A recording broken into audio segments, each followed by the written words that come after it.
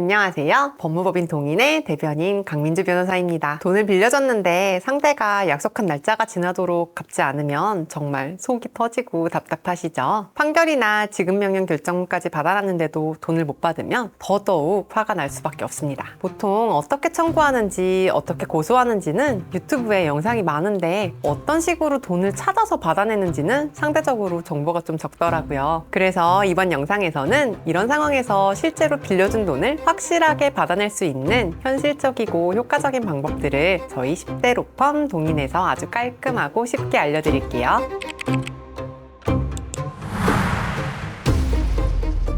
우선 판결이나 지급명령 등의 집행 권한을 받아두셨다면 가장 먼저 할 일은 상대방 재산에 대한 강제 집행입니다. 먼저 가압류를 해놓으면 좋은데 많은 분들이 현실적으로는 놓치는 경우가 많아요. 우선 채무자의 부동산에 대한 등기부등본부터 조회를 해서 채무자 명의로 된 재산이 있는지 확인해야 합니다. 부동산이 있다면 바로 법원에 부동산 압류 신청서를 제출하세요. 법원이 강제 경매 개시 결정을 내리면 사건 번호가 나오고 진행 사항도 명확히 확인할 수 있습니다. 하지만 중요한 건 부동산에 이미 선순위 담보나 국세 압류가 많을 경우 경매를 진행하더라도 결국 돈을 못 받을 수도 있다는 점이에요. 그래서 압류 전에 등기부등본상의 선순위 근저당권, 가압류, 압류, 국세 체납 여부 등을 반드시 꼼꼼히 확인해야 합니다. 등기부등본 열람은 인터넷 등기소에서 쉽게 하실 수 있어요. 특히 등기부등본의 갑구에서 가압류나 압류 같은 법적인 권리를, 을구에서는 근저당권 등 담보권 설정 권리를 확인하시면 됩니다. 이런 권리관계를 확인하지 않으면 자칫 경매를 진행하고도 실제로는 돈을 못 받아서 시간과 비용만 낭비하게 될 수 있습니다. 부동산이 채무자 본인이 아닌 가족명의라면 압류는 쉽지 않습니다. 그런데 포기하기엔 아직 일러요. 채무자가 가족명의의 집에서 임대차 계약을 맺고 살고 있다면 그 임대차 보증금을 압류할 수 있습니다. 당장은 못 받더라도 임대차가 끝나는 시점에 보증금을 회수할 수 있는 현실적인 방법입니다. 또 다른 강력한 방법은 채무자가 주로 쓰는 제1금융권 예금 채권을 압류하는 겁니다. 통장을 압류하면 내가 가져오려는 돈의 한도 내에서 현재 잔액뿐만 아니라 나중에 입금되는 모든 돈까지 가져올 수 있어서 실무상 굉장히 효과적입니다. 실제로 채무자들은 통장 압류 때문에 생활에 큰 불편을 겪고 빨리 합의를 요청하는 경우도 있습니다. 그런데 채무자가 자주 거래하는 은행이 어딘지 모를 경우엔 어떻게 하나요? 라고 생각하실 수 있습니다. 그럴 때는 제1금융권 은행들 전부를 대상으로 압류를 하시면 은행에서 채무자가 자기 은행하고 거래를 하는지 여부를 법원에 알려줍니다. 그걸 통해서 확인하시고 압류를 진행하실 수 있습니다.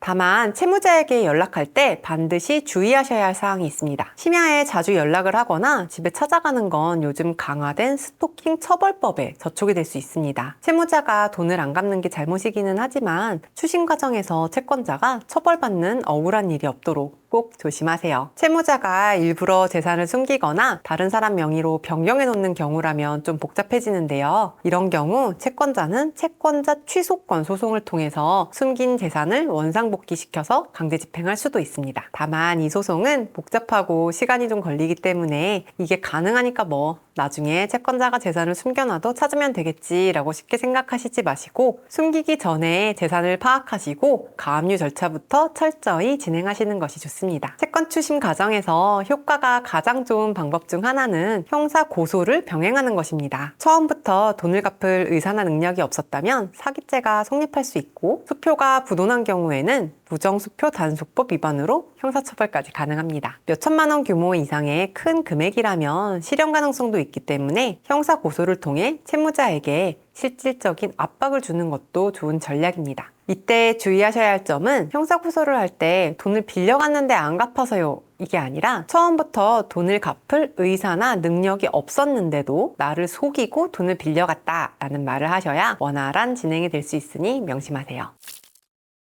마지막으로 제가 말씀드린 대로 쭉 진행을 하셨는데도 추심이 어렵다고 한다면 변호사와 상담을 고려해 보시기 바랍니다. 만약 변호사 상담을 하셔서 이거 될 것 같은데요? 라든지 이거 비슷한 사례를 제가 해결한 적이 있습니다. 이런 말씀을 듣게 되실 수도 있으니 아니 내 돈을 못 찾았는데 돈을 또 써야 돼? 라는 생각으로 바로 포기하지 마시고 상담만이라도 일단 받아보시는 것을 추천드려요. 저희 동인에서는 굳이 안 될 사건까지 억지로 된다고 하면서 계약을 하자고 하지 않습니다. 당신의 돈을 만약 받아낼 방법이 보인다고 하면 그 방법도 상담을 통해 알려드리고 혹시 변호사 선임을 통해 이 모든 일을 맡기신다면 악착같이 여러분의 돈을 되찾기 위해 완벽한 전략을 세우고 실행시키겠습니다. 감사합니다. 나만의 10대 로펌 동인이었습니다.